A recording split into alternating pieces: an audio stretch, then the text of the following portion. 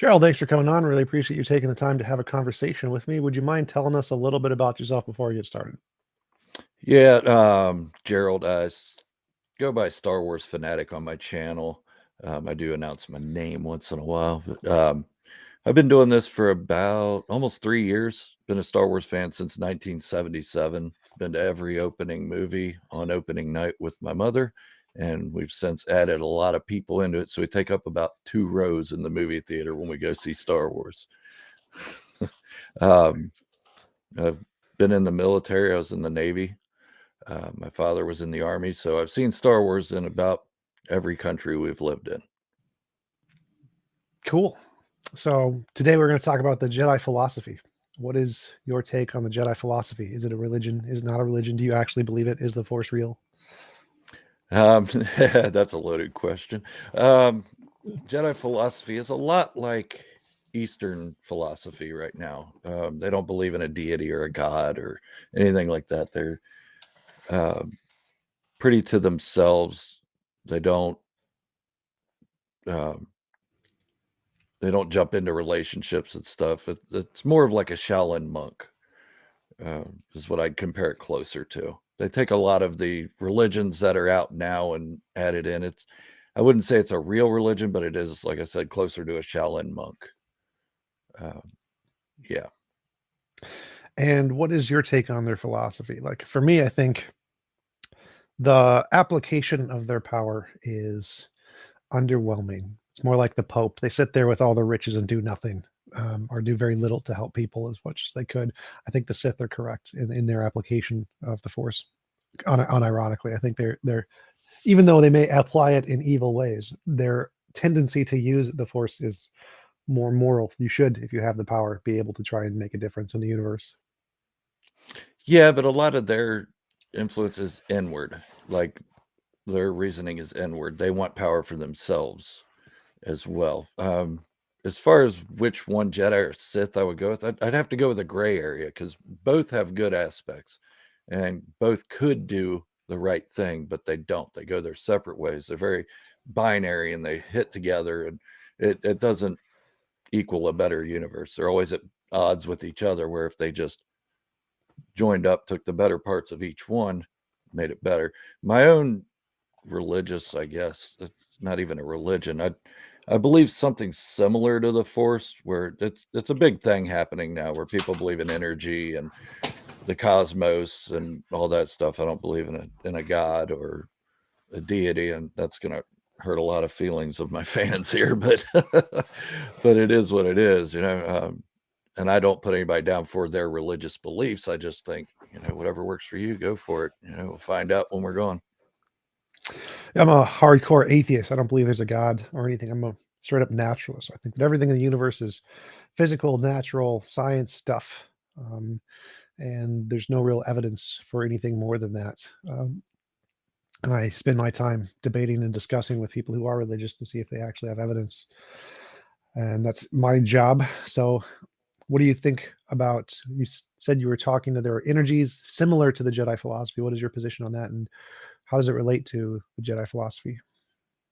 Like everything's connected, not through some kind of god or anything like that. Nobody's controlling our future, but once we're gone, our energy dissipates and it goes back into the cosmos, and we live on through that. I don't know if it's a conscious living experience or if it's just kind of like electricity when it dissipates, but um, everything is connected in a way. I don't necessarily know about proof of that, but yeah.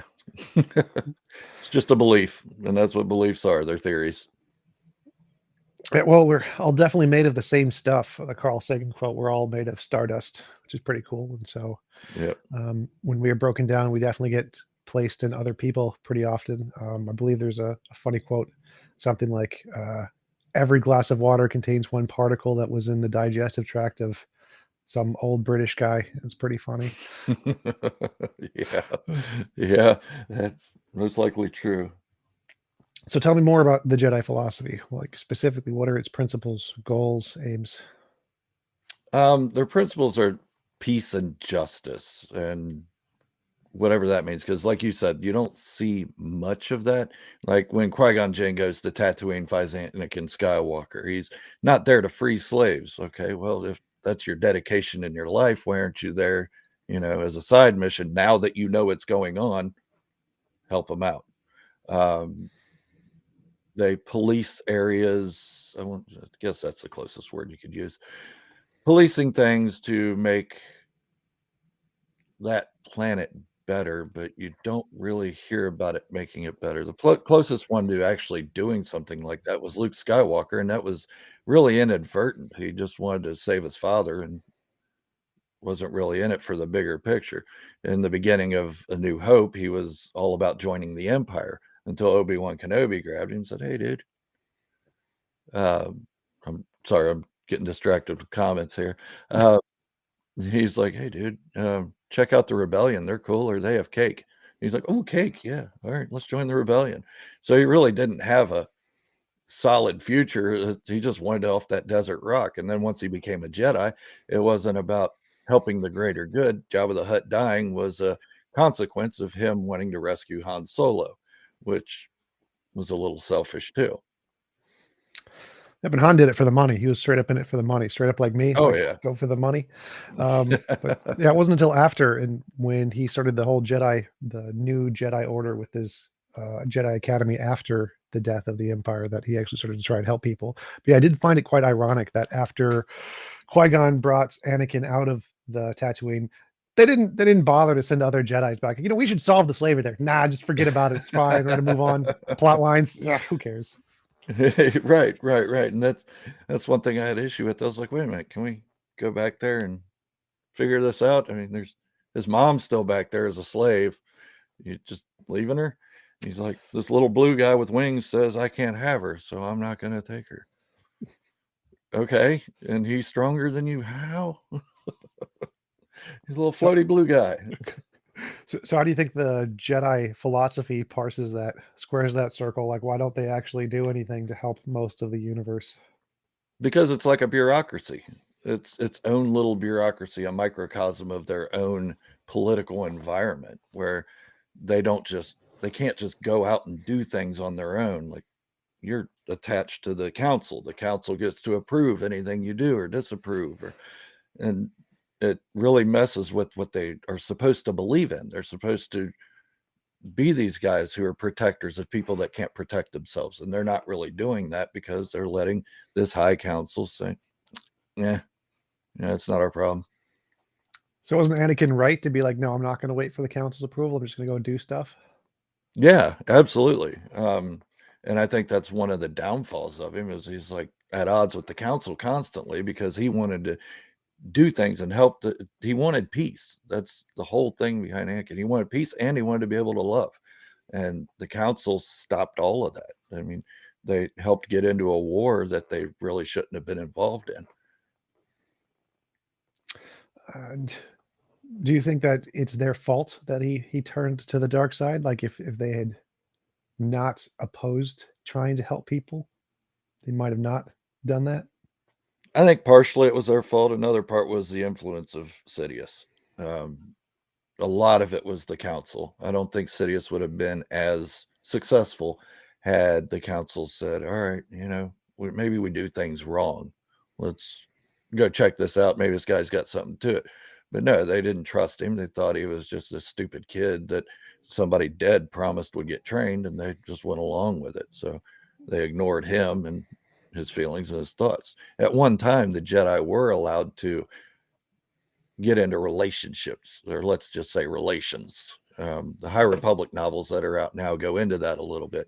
Jedi were intermingling with each other and having little flings and stuff, and it was okay. So I'm imagining sometime after that, they're like, yeah, you know what? Let's stop that. It's confusing people.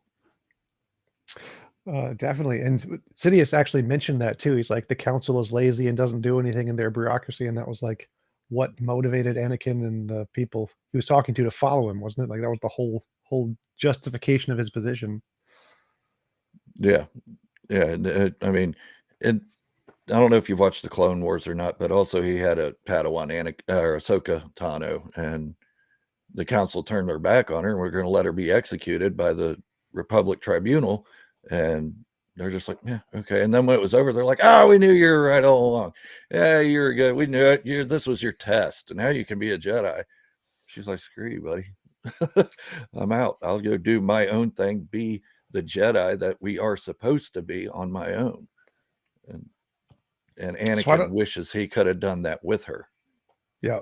So why don't you think that ideology never took over and became its own faction of Jedi that had an influence independent of the council? It did, but a lot of those people, that was one-offs, like one here, one there. Like Dooku, he, in the original form, he left the council, went and ruled his planet that he was from in his father's stead after his father and his brother died. And then it was later on that he turned to the dark side. Well, now they're showing it that he turned to the dark side prior to leaving the council. So, like Dooku was one.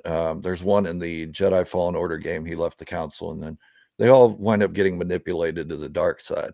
And I don't want to say it's total dark side. They're not becoming Sith or anything. They're just taking on different thoughts and different measures on how they're supposed to do things, and they're seeing that the council was wrong. That, we aren't supposed to be like this. And why don't you think that ever, a problem with my sound for some reason? Oh yeah. Let me see if I can fix that real quick.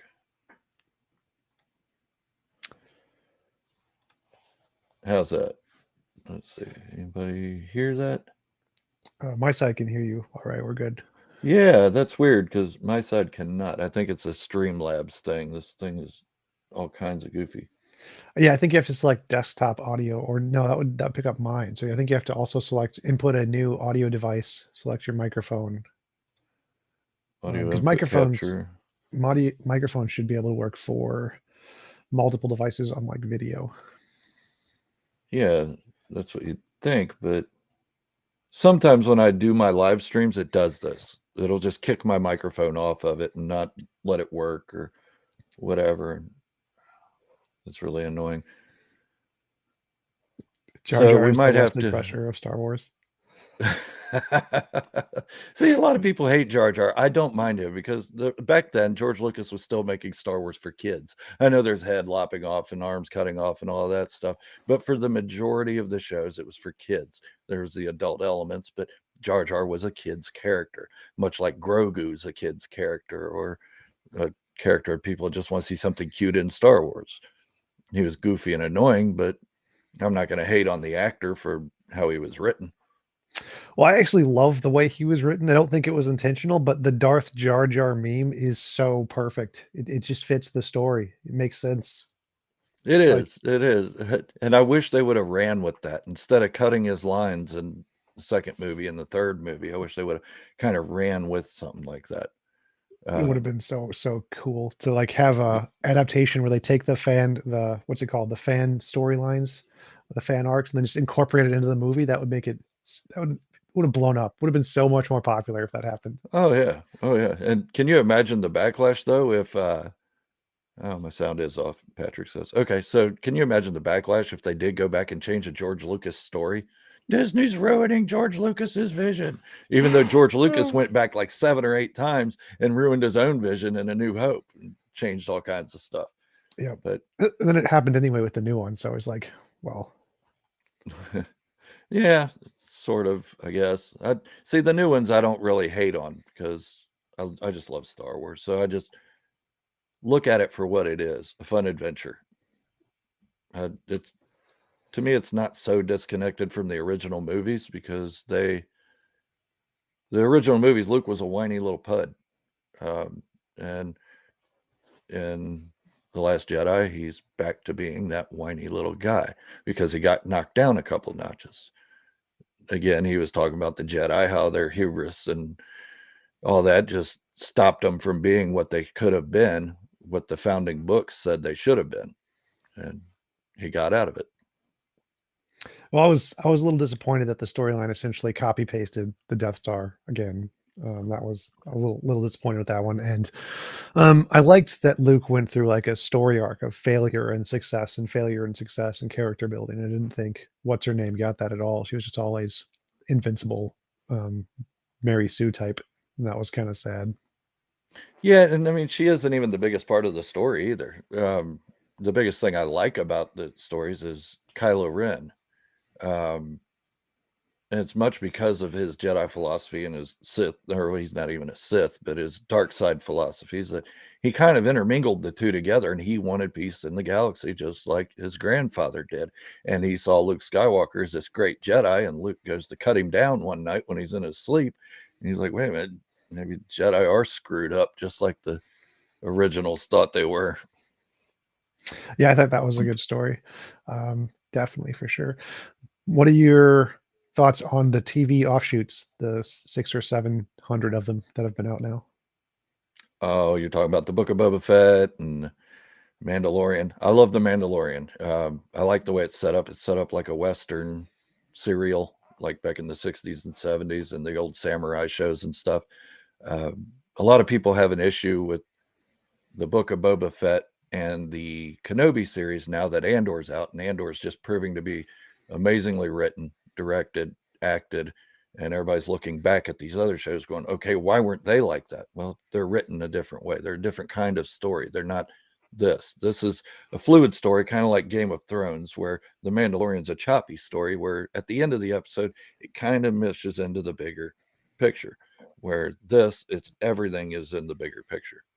So I like the Kenobi series. It answered a lot of questions for me about Obi-Wan and Darth Vader and A New Hope, when Obi-Wan says Darth Vader killed Anakin. And for a long time, I'm like, he's lying. He lied to you, Luke. This is a Jedi, supposed to be a good guy, and he's lying to you.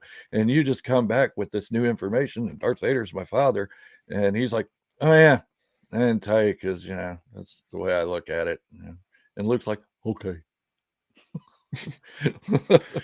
Yep, yep. I did think the pacing on the Obi-Wan was pretty slow, especially in the earlier episodes. It was not as fast or as, like, realistic. It was too cartoony in a lot of ways, I think. Um, Too many things happened that I don't think were realistic enough, whereas, like, Andor is very realistic. It's very, like, what would actually happen in a real world situation, and the tension is real of what you would feel in that situation. I think that they did really well.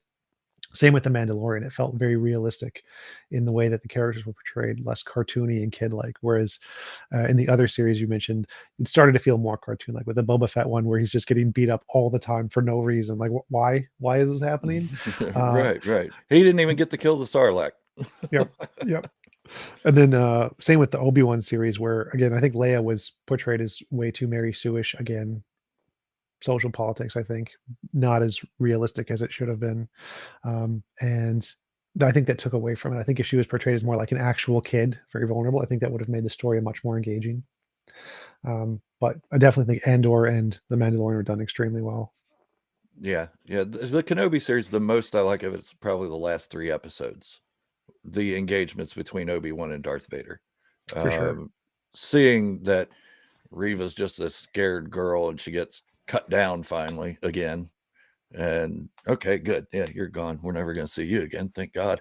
But Anakin telling Obi-Wan, you didn't kill Anakin. I did.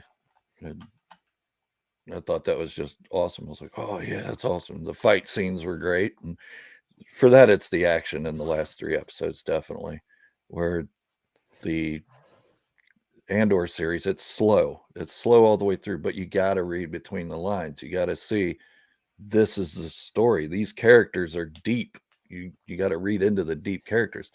You're not going to get the lightsabers whooping and blasters pew pewing, and it's not that kind of story. Just as Better Call Saul isn't that kind of story, but it's still engaging and it's still good. And at the end, everybody's going to say, "Oh my God!" Yeah, it's got the spy movie aesthetic, the Tinker Tailor Soldier Spy, where you're trying to follow the storyline and what's going on, and there's like multiple plots of who's engaging. It's really good, really well done that Yep. way for sure. You can keep tension even in dialogue by having that kind of suspense there of the spy aesthetic. I like that a lot. Oh yeah, it's great stuff. and I like spy movies and spy stories and everything. There's always a twist. So I'm just waiting for that twist. And I've been coming up with a lot of theory videos about that twist. And I know I'm wrong. I don't care if I'm wrong. It's no big deal. I'm not going to curse Lucasfilm just for saying, oh, you didn't make this guy a Sith. Oh, no, I don't care. Cool. You guys did something different that I couldn't predict. That's neat. Yeah, I think that's an important part of twists is that they can't be like painfully obvious. Like with the new Lord of the Rings movie making what's his name, Sauron. Like everybody knew that. Episode 2, yep, he's Sauron. He's the most successful male who doesn't make mistakes. Bad guy. We know politics. That's definitely going to be him. Oh, Gandalf. Definitely not Gandalf. Just be plastered on his head because it's like everyone knows that's him. I know. I got through that episode where he landed on Middle Earth, and that's all my wife says, Gandalf. She's like, what makes you say that? I said, because it's Gandalf. It says it. I mean, he might as well wear a sign on his back that says, hey, I'm Gandalf. But yeah, because if a spy movie is done well, it'll be hard to see the twist. That's like the key to knowing it. Yep. That's why I think Andor's going to do that. Oh yeah, for sure. Yep. Yeah.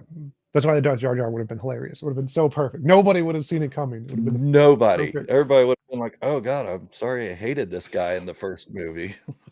Thanks for not getting rid of him. Now everybody's like, why'd you get rid of him? You should have made him this. George Lucas is like, sold the company because you're our dicks. Yep. So what do you think of the animes? Bad Batch, Clone Wars, those? I like the Bad Batch. There's a lot of filler episodes that I'm just like, especially that lizard lady. I forget her name now, but I was like, man, you sound like a diner waitress. Just go away. I want him to stick with the story. And I know the Clone Wars was set up in that serial style as well. So I kind of forgive it a little bit and just wait for the episodes that are really building on what we need to see. The rise of the Empire, the death of the Jedi, and the rise of the Sith, and how that all comes to play. The Clone Wars, love it. About a third of it. A third of it? About the episodes about R2-D2 and C-3PO, I could live without. I love all the Darth Maul stuff, or Maul in that case. The Mandalorian arcs are amazing. There's so much more lore building and world building and all of that. What else? Rebels, just great. After you get through season 1 of Rebels, it just takes off, and it makes it so good. Boba Fett in Revelation. I'm not sure what that means. Yeah, my chat does have a few questions for you, if you don't mind.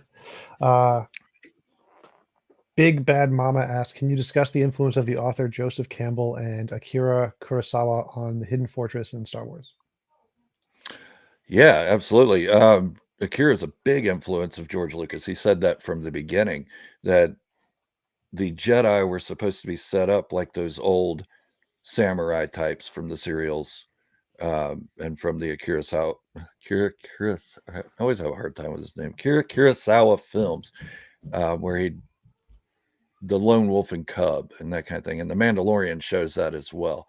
So yeah, I mean, George Lucas is just deep in that stuff, and then carrying on with that tradition now with Lucasfilm.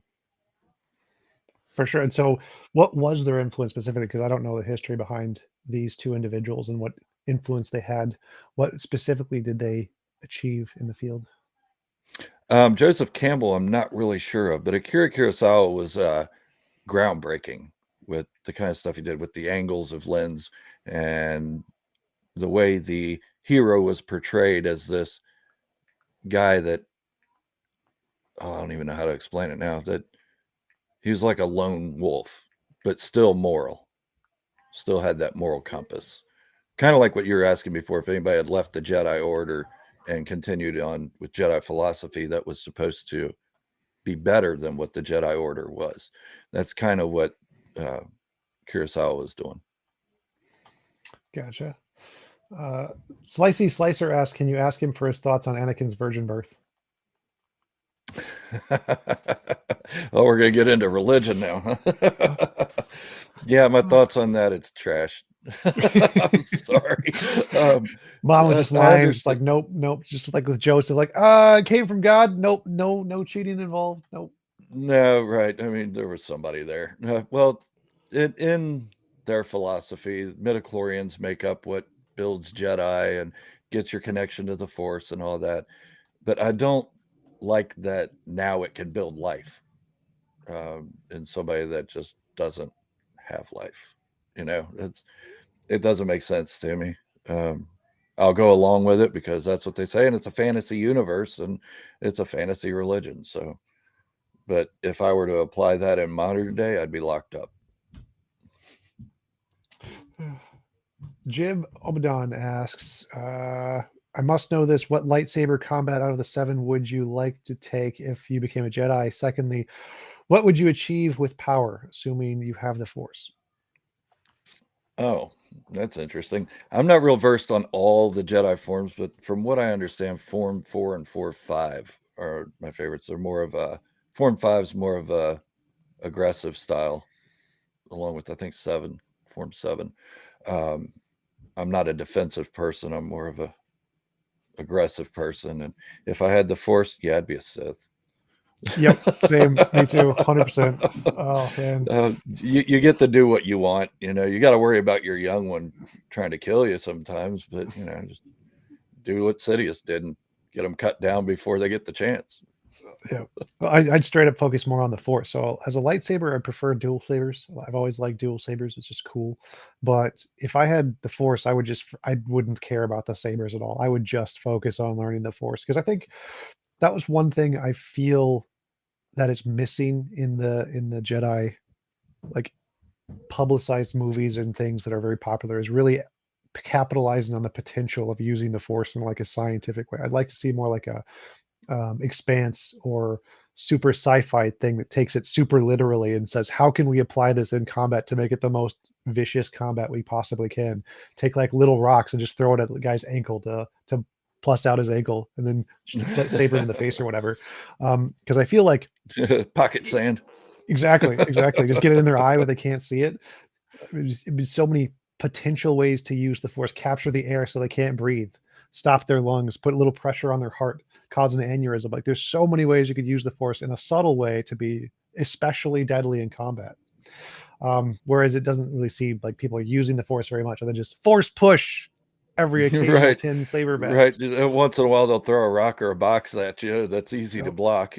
Yep. Except for in the Kenobi series. I mean, Vader rained hell on him with those boulders. Yep. Yep. But I was thinking and, like and what he I is a would, Sith.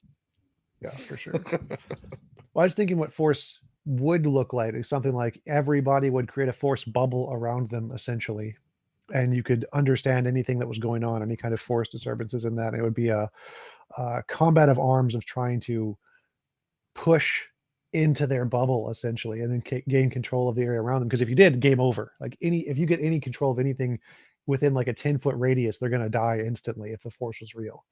Right. And so Right. it would be like a mind battle of trying to distract or overpower them. And I don't think lightsabers would really be a big part of the universe anymore if the Force was real. Lightsabers are more like a backup if you're not that good at the Force.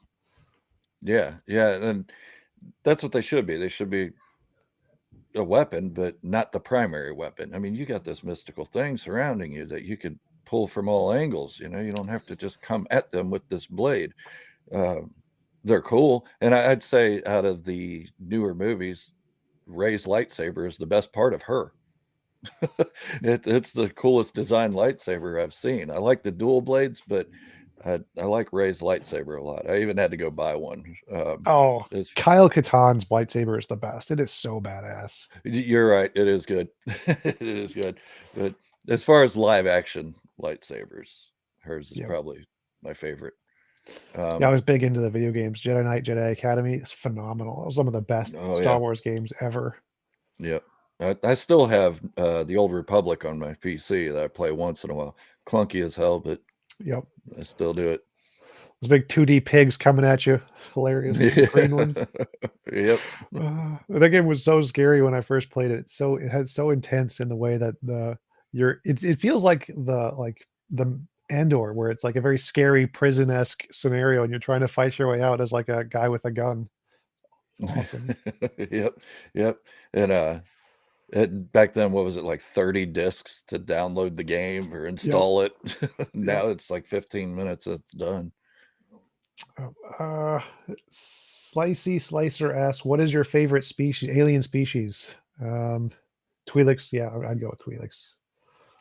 At one time, it used to be the Trandoshans, but that has recently switched due to the introduction of Chrysanthemum. So now it is the Wookiees. If all Wookiees were like Chrysanthemum, they never would have got beaten by the Empire. They would have just stomped them. He made Chewbacca look weak, in my opinion. So, yeah, definitely the Wookiees, the darker Wookiees, the mean ones. Nice, nice. I have a thing for hot blondes, so I'm going Twi'leks all the way. I have a wife.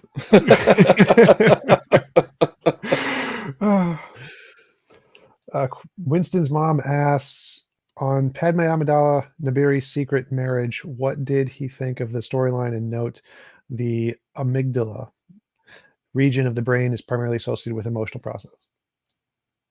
All right, let me read that question one more time. Padme Amidala Nabiri's secret marriage, her marriage to Anakin, I assume. Attack of the Clones is one of my least favorite movies. I'm not going to say I don't like it. I'm just going to say that it was the poorest executed. I think they could have handled that romance so much better and so much more believable. The dialogue between the two just seemed like, if I met somebody in the real world and I had that kind of dialogue with somebody, I'd expect them to probably punch me in the face and throw me out of the car. You know, I hate sand.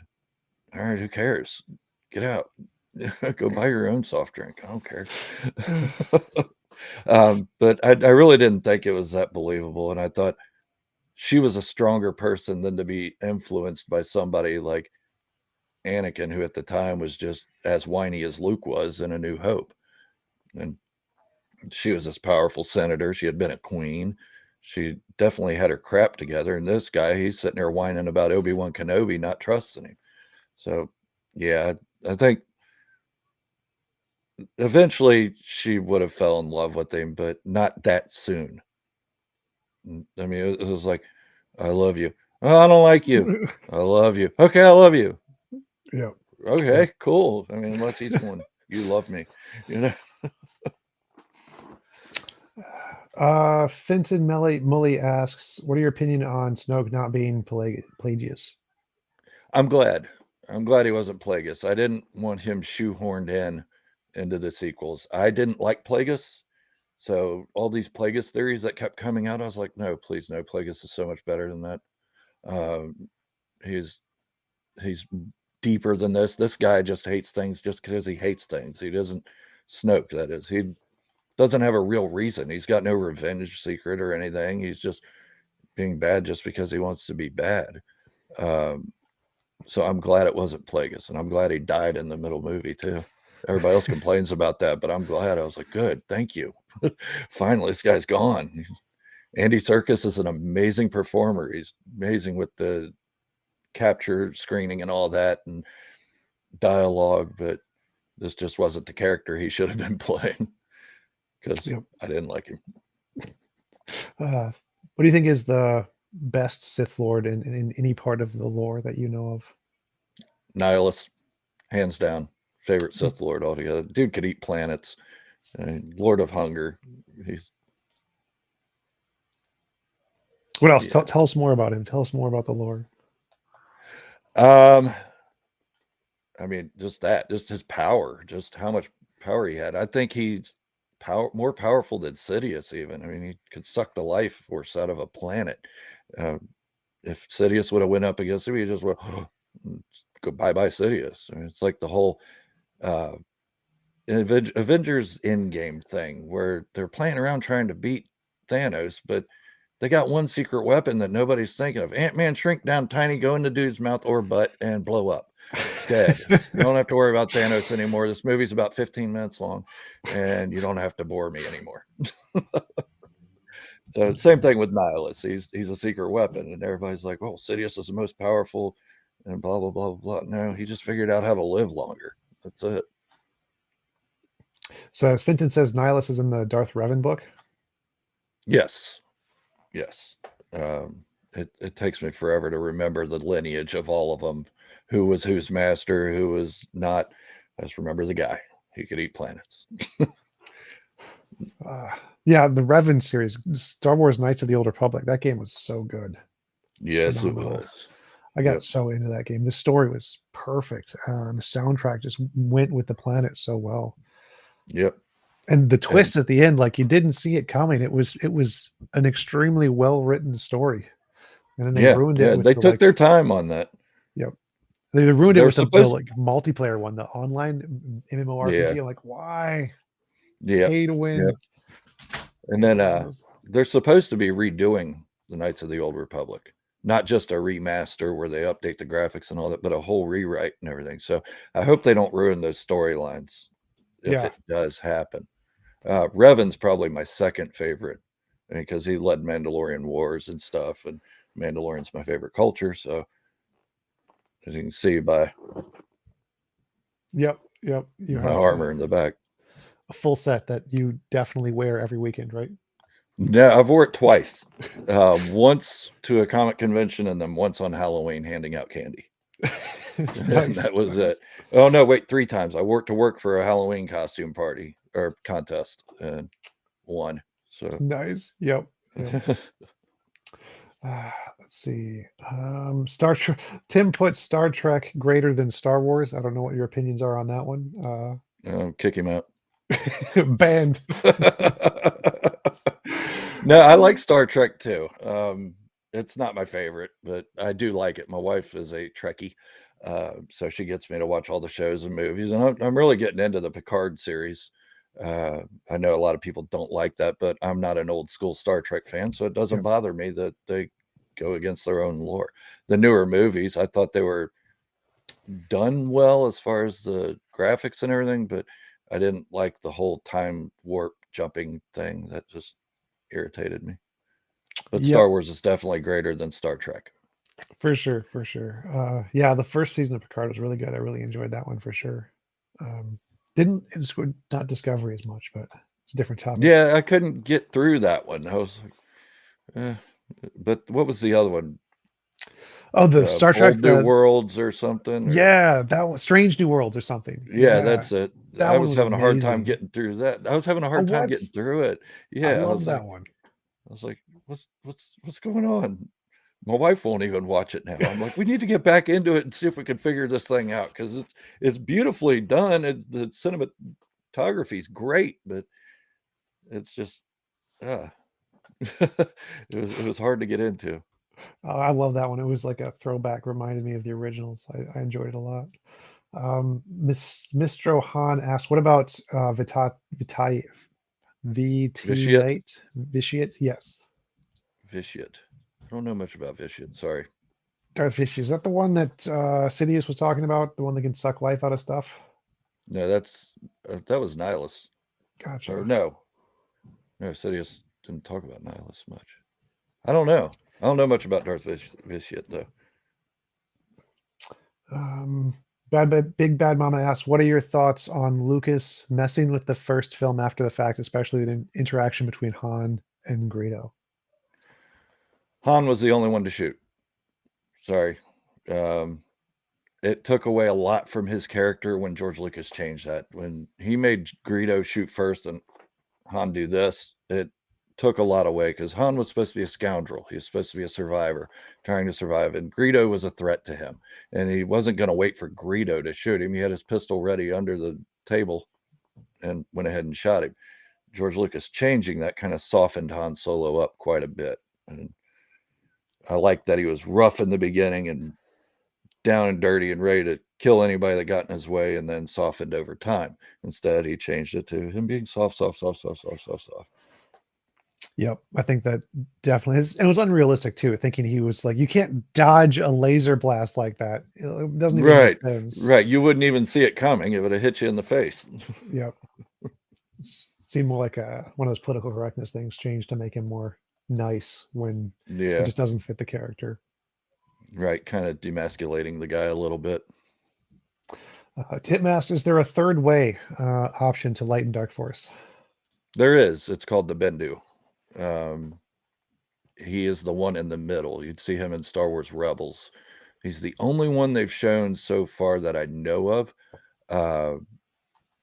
But he doesn't get involved. He'll offer advice to both factions and then act when he gets pissed off against whoever pisses him off. But he's more level-headed and just wants to sleep, really. He sleeps a lot.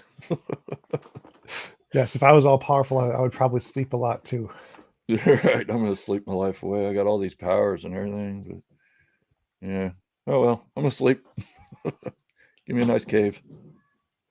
Rembrandt asks what he thinks of stormtroopers, but they're accurate. I think there's a YouTube clip of the stormtroopers, but they're accurate, and so they just make the series as if stormtroopers are good at shooting and what it would be like. I think it's a funny like meme thing. Well, A New Hope would have ended in about 30 minutes. I like the stormtroopers. They're not combat soldiers, is what everybody thinks. Everybody thinks they're just these combat soldiers. They're police and occupation troops. Where if we look at our own police and the accuracy of their firing, they only hit their target about 30% of the time. That's our own police force. That's scary. So when you look at stormtroopers, I mean, they may hit their target 10% of the time. Still bad, but it's not that far off from what our own police do. Yeah, that seems like strange too, because we like to think of stormtroopers as like the Marines or something, or the Army, people who are trained to be professional killers.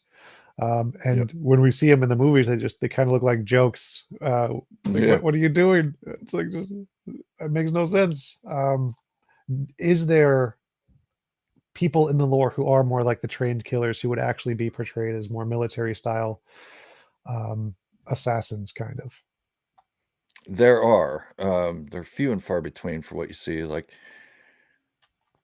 I want to say the Snow Troopers were one. They were combat ready for anything at any time.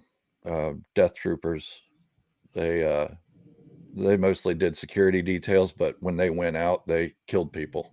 They were accurate. Scout Troopers, they were mostly snipers and lone hitmen. So they had plenty of troops that weren't the police force. Tim says white shiny armor seems problematic as a tactical advantage, like wearing white in a cityscape. Not the best strategy, I don't think. No, probably not. But the reason it was developed is because it was supposed to look like a skeleton, and it was supposed to invoke fear in people.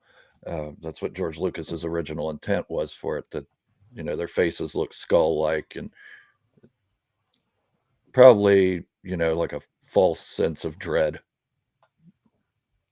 But the way we think of them is more like the clip where the stormtrooper hits his head on the door as he's walking, and that's what the feeling we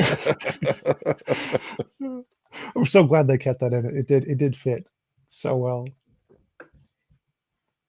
Remember, it asked if a Federation red shirt fought a stormtrooper, who would win? The trooper would miss every shot they fired, but the red shirt would still die. The red shirt wouldn't even be able to get his phaser out of his holster.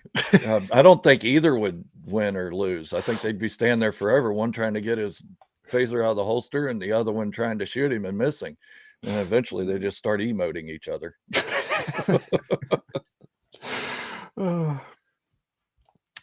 Winston's mom asked, who do you think was totally miscast as their character? Totally miscast as their character? Samuel L. Jackson. How so? Samuel L. Jackson. He would have made a better Sith Lord than a Jedi. He's a bad mother. Definitely think Emperor Palpatine was very well cast. I think he was a good actor in both the series. Did extremely well. Yes. Obi-Wan, the original Obi-Wan, and Ewan McGregor were both really great. Mm-hmm. Anakin, I think, could have been better. I think they could have got an acting coach on scene or on set for him. For sure. Jar Jar was great. I think if they had just played the Jar Jar as Darth Sith, his character would have been perfect. His acting would have been phenomenal. been great for the series. So I'm not a, I liked Jar Jar's character. I actually enjoyed it. I don't have any complaints about Jar Jar. I just wish they had done it as like a twist at the end. It would have been phenomenal. Yeah, I mean, when a Phantom Menace or the Phantom Menace came out, I drew a picture of a pencil of Jar Jar and everything. It was really good and really detailed and everything because I liked him. I was like, and that's back before the internet was a thing and people were complaining and everything. So I didn't even hear everybody shouting, you know, I hate this movie. Oh, this sucks. Jar Jar's horrible. I didn't hear any of that. I was just in my own little bubble, like, this guy's cool. He's kind of funny. Yep. Slicey Slicer asks, why couldn't the Galactic Republic use battle droids instead of clones? That is the $1 million question. I think battle droids probably cost more than clones, and Palpatine knew this when he started the war. He knew that if everything, his failsafe was that if everything didn't go as he planned it to, that eventually the CIS would go bankrupt from building battle droids.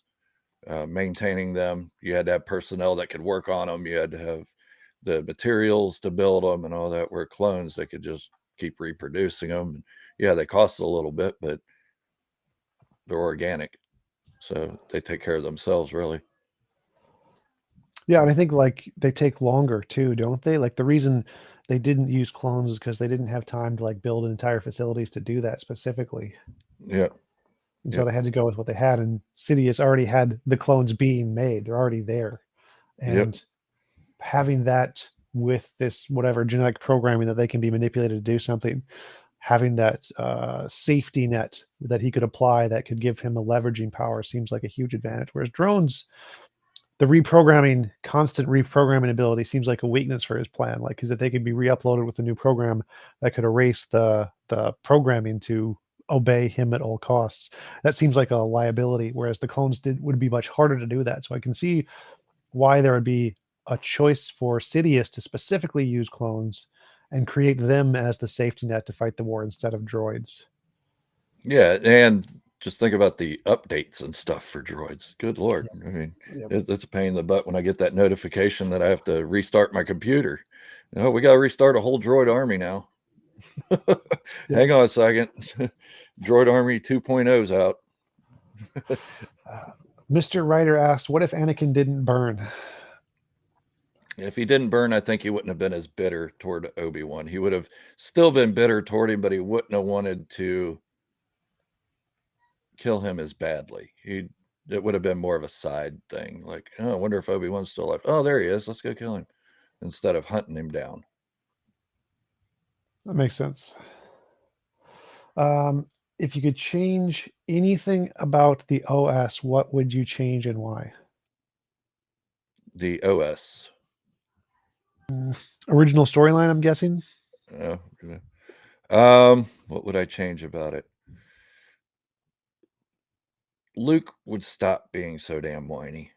Even in The Empire Strikes Back, when he can't lift a rock and Yoda's like, look at this, and lifts he says, it's impossible. Well, it's not impossible. You just saw the dude do it. It's right there in front of you. Stop whining about it and just take care of it, man. He just showed you it's possible. Quit saying it's impossible. Yeah, I would change the Force battles and make them super scientific-y. I'd be like, I want detailed combat. That's my criticism about Harry Potter too. Like when get Voldemort and Dumbledore get into a fight, they just throw big glass fireball at each other. Like, come on, magic can do so much more than this. Right, you could do a rear attack, anything. Just wizard something up, man. You could surround them with some kind of force field where they can't move, and then it suffocates them. Done. War over. So much more you could do. Like the possibilities of the Force and magic are endless, and they just end up going to magic or just giant fireballs and all the movie. Like, why? Yeah. Slicey Slicer asks, could you ask him about the ethics of having a clone army? I think, well, the ethics of having a clone army, I'm really on the fence about that one because on one side, it's saving citizens' lives from having to join the military to go fight for something they may or may not believe in, where clones are indoctrinated in from birth into believing in that system.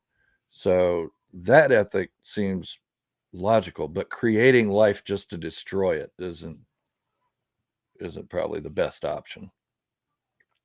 Yeah, I'd say all conscious entities have moral value, and so creating a conscious entity and manipulating it to do something, I think, would in itself be immoral, and creating millions of them would be pretty horribly immoral for sure. Be kind of like the God of the Christian Bible seems very much like that to me. It's not a great strategy to create a whole bunch of slaves to obey your story. Right, Um, right. And they say he's a jealous and vain God. Well, yeah, I see that. I see that. Okay, guy, you want us to bow to you. Not to get off topic or anything, but that's one of my gripes with the Christian religion is he says, "Thou shalt hold no God before me." Well, you just admitted there's other gods. He's not the only God. well, If we I can't hold interpret that. any other God in front of him. Well, I interpret that differently. I think it's more like if you believe there is another God above him, you can believe there's multiple gods even if there wasn't. So I don't see like a logical contradiction with that statement because obviously there were other people who believed in gods at the time, and they could believe in gods that were and just not believe in God, not believe in the Christian God, and that would be holding another God above me or whatever. So I don't see that as necessary an entailment because I've heard that argument a lot from people in the atheist community, which I'm a big part of.